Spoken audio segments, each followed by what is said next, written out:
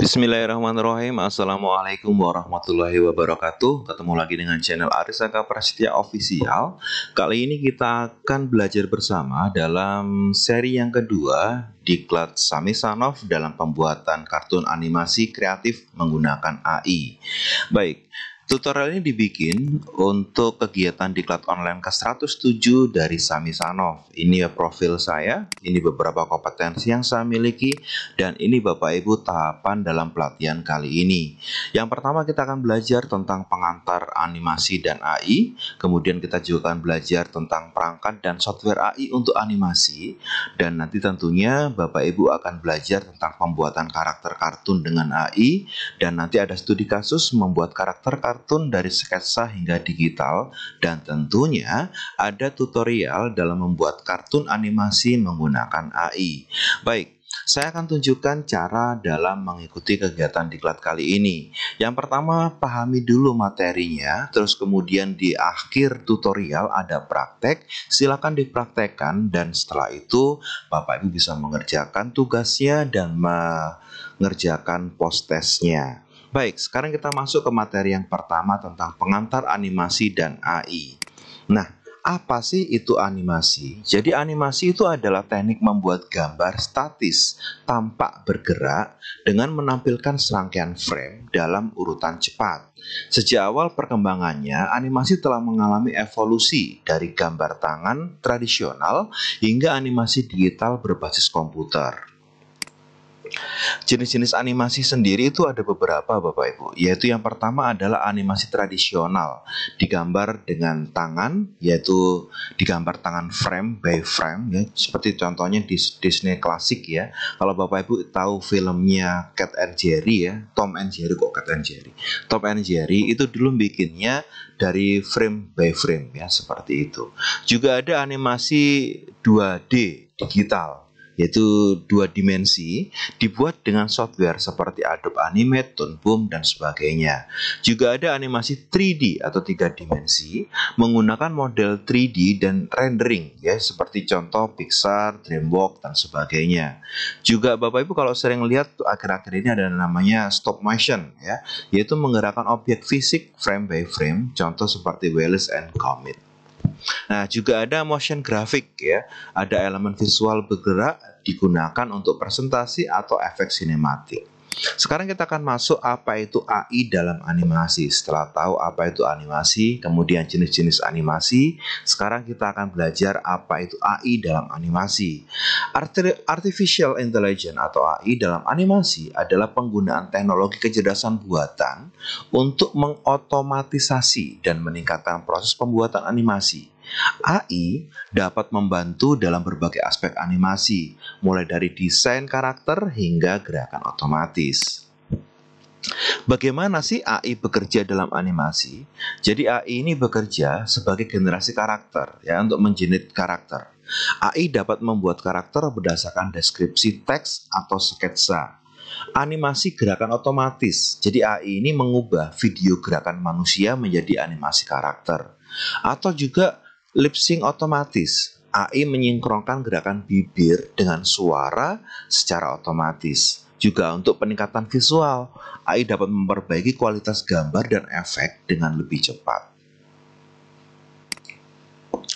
Bagaimana perkembangan AI dalam dunia animasi? Dulu, animator menggambar setiap frame secara manual.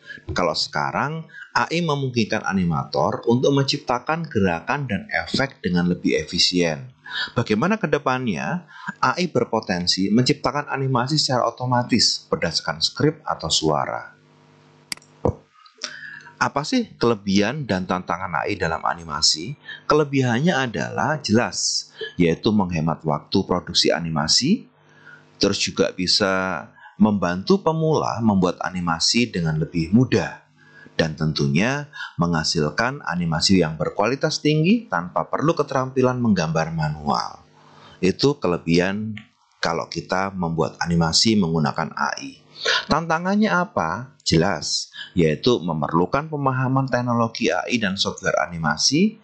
Tentu ada kreativitas manusia masih diperlukan untuk storytelling dan konsep uniknya. Isu etika dalam penggunaan AI dan hak cipta karya animasi.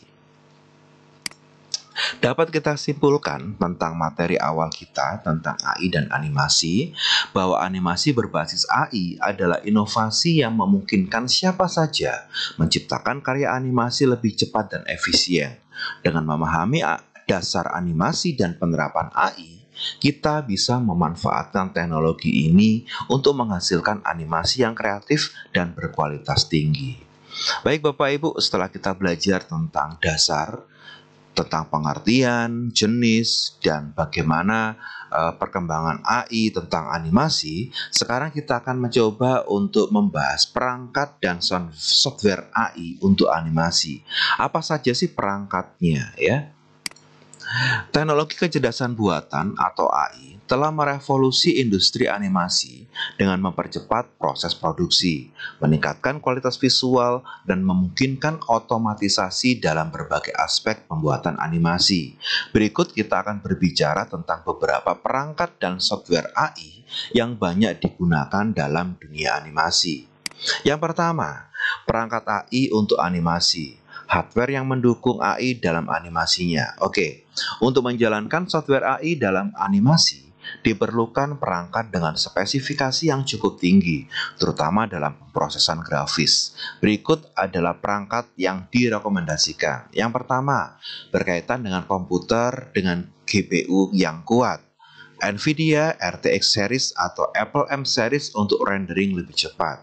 Kalau menggunakan tablet grafis, yaitu bisa pakai Wacom, Owen, atau XP Pen untuk ilustrasi digital yang lebih presisi.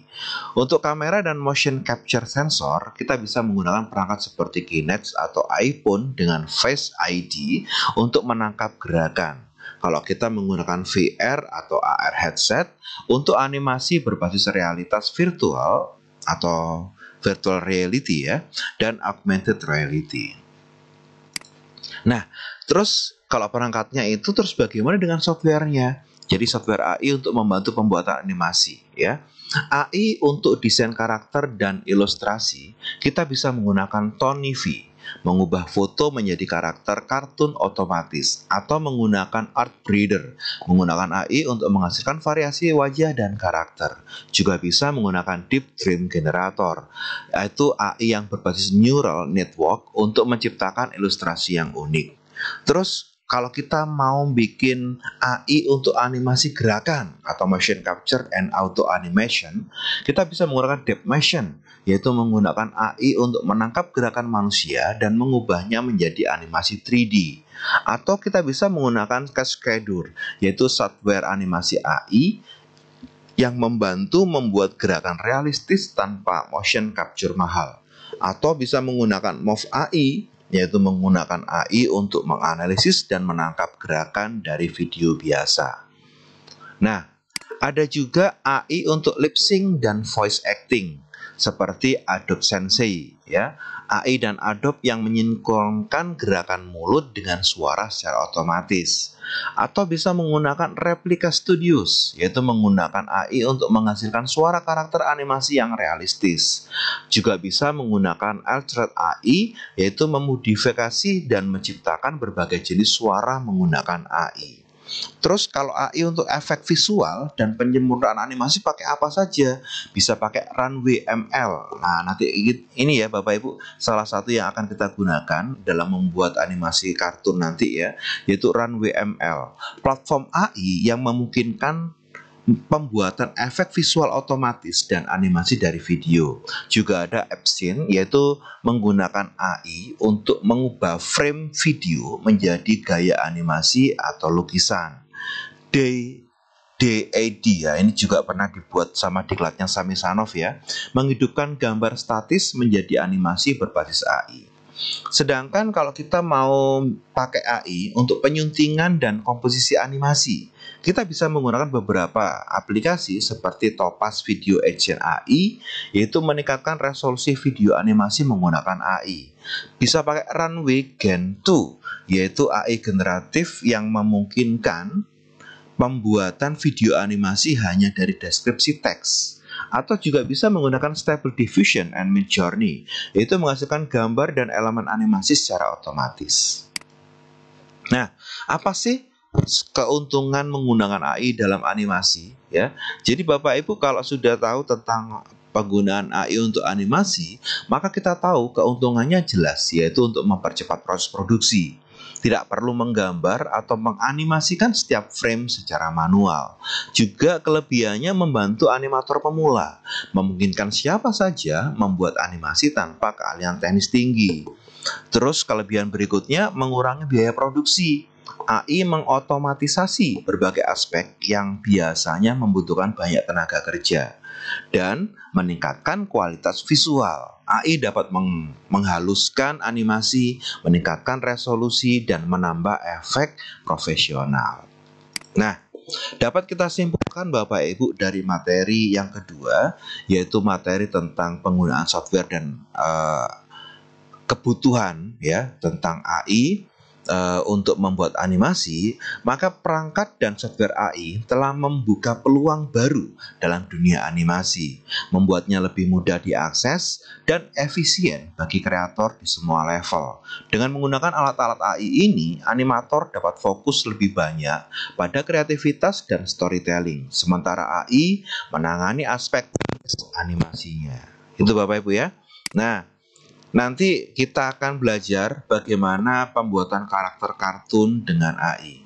Di video berikutnya, kita akan belajar bagaimana untuk memahami teori dalam membuat karakter kartun dengan AI, termasuk ada studi kasus bagaimana cara kita akan memulai awal sampai bagaimana membuat animasi karakternya.